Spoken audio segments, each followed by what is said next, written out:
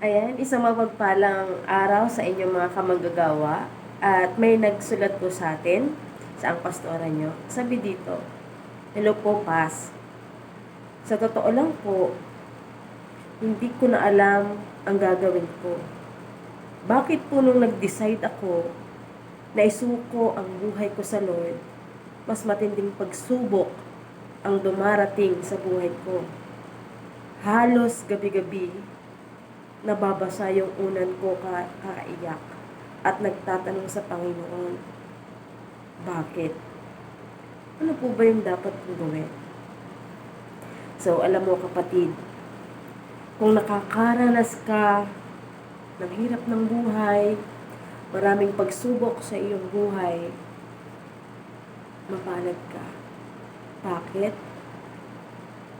Ang isang tao na sumusunod sa ating Diyos ay hindi natin sasabihin na hindi ka na makakaranas ng problema. Of course, mas maraming ang pagsubok ang pagdadaanan natin. Kasi si Satan, hindi yan papayag na marating mo yung magandang future na inihanda ng Diyos para sa iyo. Kaya, kung nakakaranas ka man ng matinding pagsubok sa iyong buhay, mapalad ka. Bakit? Anong sabi ng salita ng Diyos sa Mateo 5, verse 3 to 11? Basahin ko. Mapalad ang mga taong walang inaasahan, kundi ang Diyos, sapagkat mapapabilang sila sa kaharian ng langit. Mapalad ang managdadalamhati, sapagkat aalipin sila ng Diyos. Mapalad ang mga nagpapakumbaba, sapagkat mamanahin nila ang daigdig. Mapalad ang mga taong nagugutom at nauuhaw sa katwiran, sapagkat sila'y bubusugin. Mapalad ang mahabagin, sapagkat kahahabagan sila ng Diyos. Mapalad ang may malinis na puso, sapagkat nakikita nila ang Diyos.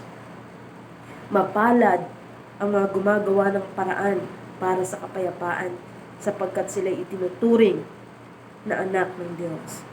Mapalad ang mga inuusig dahil sa kanilang pagsunod sa kalooban ng Diyos, sapagkat mapapabilang sila sa kaharian ng langit.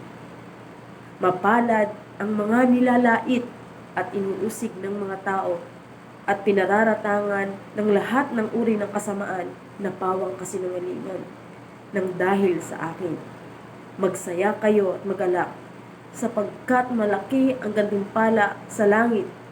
Gayon din ang ginagawa ng mga tao sa mga propeta na una sa inyo. Alam niyo po kapatid, kapatid Devo, so huwag kang matakot, mangamba na parang feeling mo wala nang katapusan yung pagsubok ng iyong buhay. Patuloy kang manalangin, patuloy na yung pananampalataya mo sa Lord ay mas lalong lumalim. Yung magtiyaga ka. Kasi bakit? Ang sabi ng Lord, ang manatili sa Kanya hanggang sa huli, ang siyang magtatagumpay. Lahat tayo dumaranas ng matinding pagsubok sa ating buhay. Pero huwag tayong papatalo kay Satan. Kasi ang plano talaga ni Satan is to kill, to destroy, and to steal. Kaya, kapatid, the more na nakakaranas tayo ng maraming pagsubok sa ating buhay, the more na tayo ay lumapit sa Panginoon, the more na tayo ay magtiwala sa Lord, the more na tayo ay mas lalong lumalim at manalangin. Yun lang yung pwede, kasi hindi natin pwedeng mabago yung sitwasyon ng ating buhay, pero kayang-kaya yung baguhin ng ating Panginoon.